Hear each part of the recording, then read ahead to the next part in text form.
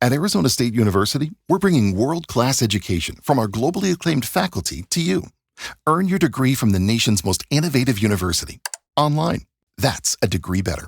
Learn more at asuonline.asu.edu. Bienvenidos. Estamos en Planeta Caracol. Compromiso de vida. Avanzamos en Caracol Radio, estamos en Planeta Caracol, estamos de fin de semana y estamos por supuesto con los temas, los grandes personajes, el entendimiento de lo que está pasando con nuestros recursos, en este caso Colombia va a ser el escenario, por supuesto también lo que ha sido durante mucho tiempo algo de orgullo, algo de preocupación por lo que ha pasado con el calentamiento global y todo ello, y es por qué hemos perdido hielo en nuestras cordilleras, qué está pasando con los glaciares. Y para entender esto, hay un estudio bien interesante del Instituto de Hidrología, Meteorología y Estudios Ambientales, el IDEAM, y su directora, la doctora Gisliani Echeverry. Bienvenida a Caracol Radio, bienvenida a Planeta Caracol. Muchísimas gracias por el espacio y por la invitación. No, valiosísimo que esté en contacto, directora, con todos los oyentes de Caracol Radio y de Planeta Caracol, porque créame, es una preocupación y también una mano sobre otra mano, porque uno qué puede hacer para evitar la pérdida de los glaciales. ¿Cuál es hoy la situación del hielo que hemos perdido? ¿Qué nos puede comentar al respecto? Claro que sí, bueno, el tema del deshielo, de la pérdida de cobertura glaciar viene desde hace varias décadas, no es algo nuevo.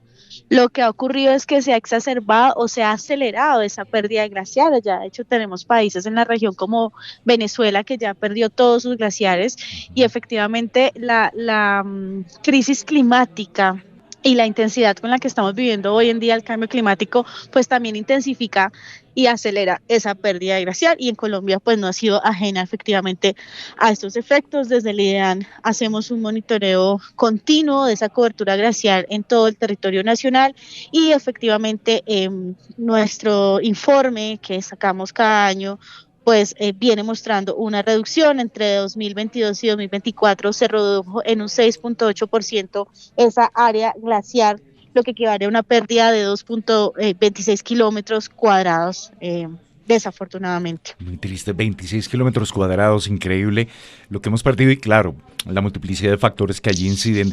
Recordé, doctora Gisliani Echeverry, una foto de los años 40 y se la voy a compartir a través de esta conversación y a todos los oyentes. Era el Nevado del Ruiz y para la época de la usanza pues era gente como muy cachaca, de corbata, de corbatín, las damas de vestido largo. Y este cuento, ¿a qué lo traigo a colación? Pues estaban esquiando y jugando fútbol en el hielo allá arriba, en el Nevado. Imagínate que ahora uno lo mira, acá desde Bogotá lo alcanzamos a ver inclusive desde La Calera con cielo despejado y todo ello. Nos han acompañado siempre y qué triste saber que se está perdiendo, como lo anotabas, el 6,8% tan solo en la medición de 2024, de 2020 a 2024. ¿Qué hacer? ¿Cómo trabajar para esa conservación y no convertirnos o que nos ocurra lo que le pasó a Venezuela? Bueno, lo que pasa es que el tema de crisis climática no es solamente un tema local, por supuesto hay muchas acciones en diferentes niveles, acciones locales, acciones regionales y acciones globales. Y hay que trabajar en todas las líneas porque lo que está ocasionando la crisis climática, que es la causa directa de ese derretimiento, es por supuesto el tema de gases de efecto invernadero. Entonces, mientras en el globo sigamos con nuestras prácticas, con nuestros modos de vida de emisión de gases de efecto invernadero, pues vamos a seguir en la crisis climática que cada vez aumenta más y vale la pena aquí decirlo, no, sin salirme del tema, pero es importante también dar las cifras. Claro. Y es que desde 2022, 2023 hemos registrado los años más calientes de la historia. El año 2023 fue un año sin análogo climático, fue un año inusual en términos climáticos, donde además toda la temperatura de todos los océanos estaba supremamente alta y ya en ese año alcanzamos una anomalía de 1.5 .45 grados Celsius, y el año pasado cerró como el año más caliente de la historia, ya superando los 1.5 grados Celsius, recordando que el Acuerdo de París y todos estos compromisos que hacen los países es no superar los 1 grados Celsius, porque eso tiene unos impactos, y uno de esos impactos justamente es la pérdida de área glaciar. Entonces hay que seguir, por supuesto, promoviendo y apoyando las políticas que van en línea de la sostenibilidad, que van en línea de la energía limpia, que van en línea de la conservación, que van en línea de unos modos de vida mucho más equilibrados con la naturaleza, eso como en un nivel regional. Y a nivel local, también la situación de cada nevado en el país, como le llamamos acá en Colombia los nevados, pues también es muy particular. Ya tenemos de hecho nevados que se han declarado extintos en el país, hay otros que han perdido una cobertura importante, hay otros que han tenido una menor reducción, como el nevado del Huila. Es decir, en cada lugar del país, también por su geografía y porque la climatología es diferente, pues hay situaciones particulares. Entonces, siempre desde lo local está la conservación, el respeto para la naturaleza. En muchos casos también se empieza a restringir o a moderar un poco esas prácticas de turismo. Entonces es una forma también de proteger los glaciares. Pero además, después de que se pierde el área glaciar, esa zona sigue siendo un ecosistema estratégico, porque no quiere decir que ya se pierde el glaciar y eso se vuelve un desierto o deja de ser importante. Al contrario, con mayor razón hay que seguir protegiendo esa zona, recordando además que quedan páramos allí, que también son zonas de frailejón, son zonas de altitud también supremamente importantes para toda la regulación del ciclo hídrico. Entonces, de nuevo, hay muchísimos tipos de acciones, digamos que desde lo local, desde lo personal o desde lo individual, es más un apoyo a estas políticas y a entender esa conservación. Sí. Pero es un tema muy complejo, muy complejo. Y global, ¿no? La descarbonización de las economías es fundamental, el fortalecimiento de energías limpias. Tenemos matrices aquí en Colombia, en la región, fotovoltaica, eólica, en fin, todo eso incidirá seguramente en la conservación. Me gustaría, doctora Ghislaine Echeverry, que habláramos de los diferentes complejos, por ejemplo, la Sierra Nevada del Cocuy o Huicán. Sufrió una pérdida del 7,4%. Según la valoración del estudio, está bien, regular. Recuerdo hace un año o tal vez menos que hubo fiesta porque cayó nieve. Y eso está bien, con la radicalización del clima, pues eso está bien. ¿Cómo está la Sierra Nevada del Cocuy? Sí, efectivamente, como usted lo dice, esa pérdida que menciona del 7.4 es lo que se registró en el último informe, que corresponde a la último monitoreo, pero no significa que haya sido el total que ha perdido. Es decir, este es uno de los nevados que también viene perdiendo de manera importante esa cobertura del área glaciar. Entonces, es uno de los nevados que podría desaparecer, o los que quedan cercanos, como el Cerro de la Plaza, y lo colocamos en el comunicado, el Pico Blanco, podrían desaparecer antes de 2026, o sea, los que están ahí como en esa zona, porque es un conjunto de montañas, están en ese riesgo también, y eso también es bastante triste para nuestro país, pero además muy preocupante. Y si me permite contarle un poco a la audiencia, porque muchas veces como, bueno, ¿y qué pasa si se pierde el glaciar? O sea, se pierde la nieve y simplemente dejamos de ver algo visualmente, el paisaje y demás. Sí, es como que se pierde hielo y ya, no. Hay muchos impactos ambientales muy complejos. Uno lo mencionaba yo ahorita cuando hablaba del ciclo hídrico. Hay una alteración de esos ciclos hídricos que puede incluso afectar también la climatología del lugar, pero también al derretirse un glaciar, recordando que es agua sólida, el agua no se pierde. O sea, el agua entra en ese ciclo, pero entra ya en un estado líquido que puede aumentar el nivel de los ríos, llevando a crecientes, puede llevar a crecientes, a inundaciones, aumenta también el nivel del mar, ¿sí? Que en Colombia uno dice, bueno, pues los nevados, bueno, el de Santa Marta claramente está cerca del mar, no todos están cerca del mar, pero en general el derretimiento de los glaciares en el mundo lleva a ese aumento del nivel del mar, que a su vez lleva unos impactos muy complejos, la erosión costera, las ciudades que son costeras, hay muchas que están en riesgo de desaparecer justamente por esa crecida del nivel del mar.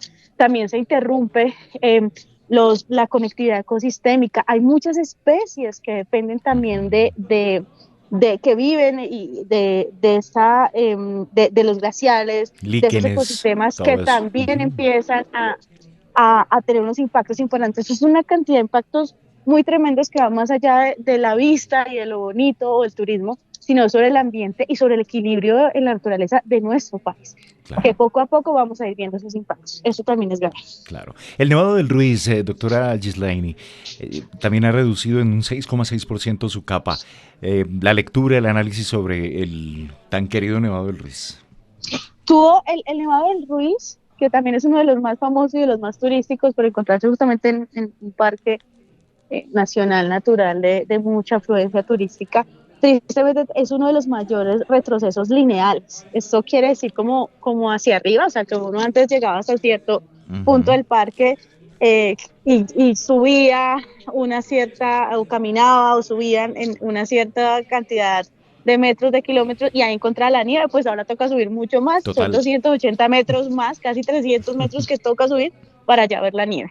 Eso pasó con el Nevado del Ruiz. Sí. Lo mencionabas anteriormente, la Sierra Nevada de Santa Marta, con frecuencia subo allá por los lados de los amigos Cogi, o sea, por el lado Palomino, y es un reto, ¿no? En algunas situaciones de condición climática óptima se alcanza a ver ese glaciar que creo yo, sin duda es el centro del planeta, es el ombligo espiritual del planeta. ¿Cómo está la Sierra Nevada, doctora Ghislaine? Claro que sí, la Sierra Nevada bastante emblemática en nuestro país, también no solamente un sitio de turismo, sino un sitio de comunidades ancestrales con un significado muy importante y además único, ¿no? Total. Único también en el mundo. Bueno, la Sierra Nevada perdió el 8.7% de su área, tiene los glaciares con el borde inferior más alto del país, significa es bastante alta, son 5.000 metros sobre el nivel del mar, y también presentó una pérdida de casi el 9% en el último monitoreo. Esto no es el total, es decir que si en este momento no tengo las cifras de la mano, pero se las hemos llegado a la audiencia, si pudiéramos comparar en los últimos 10 años cuánto ha perdido el glaciar, es mucho más que esta cantidad. Esto es solamente en el último año monitoreado y es mucho, o sea, hablar de casi un 9% es bastante. Total, no, es alarmante. El Nevado del Huila, que creo haberte escuchado, doctora Ghislaine, no resultó tan afectado, ¿cierto?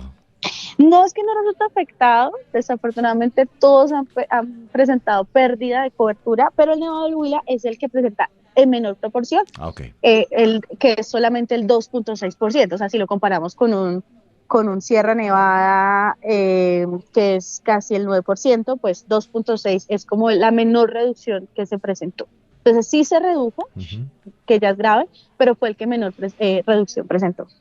Sí, y en general como pues la misma geografía nuestra, las condiciones climáticas en determinada región no son iguales allí en el Huila que en la Sierra Nevada, la zona Caribe y todo ello, y también el fenómeno de las temperaturas de los océanos que nos ha explicado la directora del IDEAM. ¿Qué pasa con el nevado del Tolima? Una pérdida pues preocupante, 8,2. Importante. Sí, este es uno de los nevados de menor masa glaciar, si se quiere. Es el segundo después del Santa Isabel. Tiene, digamos, un área pequeña y aún así se redujo en 8.2% esa área. Es decir que si lo vemos en kilómetros cuadrados, pues es una pérdida. Valspar Ultra starts at just $29.98 a gallon. So we've got you covered when your daughter wants to paint her room again after last year's masterpiece of a unicorn mural. Dad, please. Or when you realize that maybe you went too hard on the grayish. I miss color. Or when you were sure you wanted a home gym, but your elliptical is currently hanging your laundry. What about a home office? Shop everything you need for your next phase with Valspar. Available at Lowe's. Price varies by Shein. Si eres un luchador, Modelo es tu recompensa y este mensaje es para ti. Toleras un poco de todo para nunca defraudar a tu gente. Eres fuerte, eres valiente, eres el campeón del barrio. Eres una máquina de chambeo, una fuerza de la naturaleza. Contigo nadie se mete. Eres un real, un leal, un motor de productividad. Eres un luchador y Modelo es tu recompensa. Te has ganado hasta la última gota de esta rica lager dorada. Así que ponla en alto. Modelo, la marca de los luchadores. Todo con medida. Cerveza importada por Crown Imports, Chicago, Illinois. Importante también para este nevado. Desafortunadamente no todos nuestros nevados están perdiendo área glaciar. Y el último año especialmente, este monitoreo corresponde también a los datos de 2024. El 2024 fue, como les decía, el año más caliente registrado en la historia del planeta, ya superando los 1.5 grados Celsius, y el país, y todos lo recordamos, el año pasado fue un año de fenómeno del Niño, Claro. un año donde entramos en unos temas de récord de temperatura, incluido ciudades como Bogotá. En Tolima tuvimos un récord de temperatura, o sea, de la temperatura más alta registrada. Ajá. La que registramos fueron más de 3 grados Celsius, eso es muchísimo. Estábamos superando 40 grados en algunos lugares de Cundinamarca y de la costa. Y pues en Bogotá, por ejemplo, el tema de los embalses fue, bueno, en todo el país, los Crítico. embalses, tanto para tema de energía como para tema de agua potable, estuvieron en un estado muy crítico. Yo creo que el país lo recuerda, y pues los glaciares también lo sufrieron, lo vivieron, y estos datos y esta información del IDAN están dando cuenta de que los glaciares también sufrieron ese impacto del aumento de temperatura media en nuestro país. Sí, yo recuerdo que hay un municipio muy bonito, Jerusalén, en Cundinamarca, Jerusalén. que ha tenido registros de 41 Sí, grados. así es, así Fuerte. es. Y también, Jerusalén sí, fue uno. y eso que allí hay una cosa muy bonita que es uno de los primeros municipios con desarrollo fotovoltaico, aplicación de circularidad, o sea, chévere. Y Bogotá, recuerdo claramente caminando por la séptima rumbo acá a Caracol, que yo sentí un calor tremendo. Lo primero que hice fue poner ahí en el teléfono a ver la temperatura y me marcó 24 o 25 grados para Bogotá, para un cachaco como yo. Eso es tremendo calor, doctora Gislaini. Sí, eso para una caleña como yo es normal. Es delicioso. Pero de riquísimo, fresco. Pero sí, para un cachaco, como usted dice, para la altitud de Bogotá y para los históricos climatológicos, Ajá. efectivamente también es una temperatura alta. Sí. Y es preocupante porque no es solo la temperatura o la sensación térmica, sino que la ciudad entró en un racionamiento de agua durante todo el año. Y ahí tuvimos que sobrevivir a mochas y trancas. Quizá quedaron cosas buenas, ¿no? Y es el uso racional del líquido, y no solo del agua, también de la energía, de tener las bombillas cuando hay que prenderlas, se prenden. Todos los recursos, no desperdiciar alimento. Bueno, tantas cosas que están en nuestras manos que pueden de una u otra forma incidir positivamente.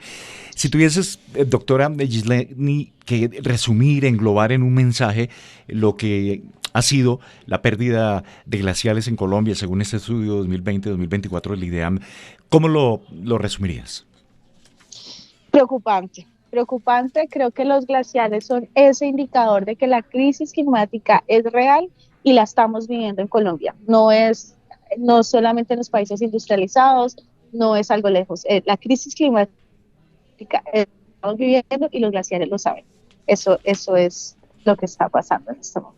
Ok, bueno, tengo un dato. El próximo 31 de julio se van a lanzar los escenarios departamentales de cambio climático. Sí. Esto es bien interesante y creo bien importante. Cuéntanos, por favor. Sí, estamos muy contentos y muy orgullosos del IDEAM de poder entregarle esta información al país, a los territorios. Tenemos una apuesta importante también por llegar a esa escala territorial, porque entendemos que para la planificación, para la toma de decisiones, pues la escala territorial es importante. Los escenarios climáticos, para contarle a la audiencia, el IDEAM hace una tarea bastante compleja a nivel técnico, toma una información de base, recurre a unos modelos internacionales y hace unos procesos computacionales también muy complejos y le entrega al país lo que llamamos los escenarios climáticos, que básicamente esos son escenarios, son como qué puede pasar qué puede pasar en este contexto, regularmente son 4 escenarios que dicen, bueno, ¿qué pasa si cumplimos los acuerdos de París, si disminuimos los gases de efecto invernadero, si le apostamos a la descarbonización, si nos ponemos juiciosos con las energías limpias y con todos los compromisos, cómo se va a comportar la temperatura y la precipitación en el país? Y luego es como, entonces hay un escenario ese optimista y luego empiezan los escenarios menos optimistas hasta llegar a un escenario que pasa si no hacemos nada, o sea, si nos quedamos como vamos, si seguimos en esta tendencia, si no descarbonizamos, si seguimos con los consumos excesivos, si no respetamos la naturaleza, en fin, ¿qué pasa allí?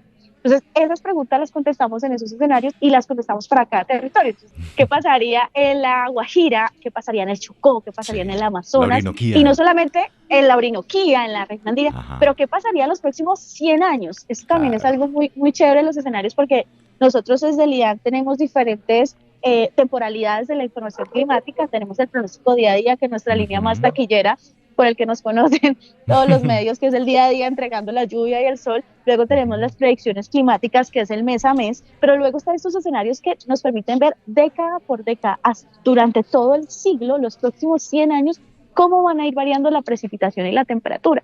Y nos permiten saber, por ejemplo, si va a haber una zona del país que va a entrar en un riesgo de seguridad alimentaria o de seguridad hídrica, o cómo se van a localizar esas precipitaciones, si van a haber inundaciones importantes, si va a haber sequías fuertes. O sea, esos son los escenarios de cambio climático que el IDEAM le entrega al país y que efectivamente la próxima semana los estaremos lanzando ya los resultados para los territorios, para que cada territorio pueda saber qué va a ocurrir, y con esto, sobre todo los tomadores de decisiones, los gobiernos locales y también el sector privado, por supuesto, y la ciudadanía pueda planear. O sea, es el momento de planear el país. Yo le voy a dar aquí un dato muy rápido, por favor, por el tiempo, y una reflexión también, y es que lo que pasamos el año pasado con los embalses, mientras en la región Caribe y en la región andina estábamos con una sequía tremenda por el Niño y por otros fenómenos meteorológicos, en la Amazonía y en la Orinoquía nos estaba lloviendo. Febrero es un mes de alta lluvia en esta región, pero resulta que no tenemos embalses en esta región.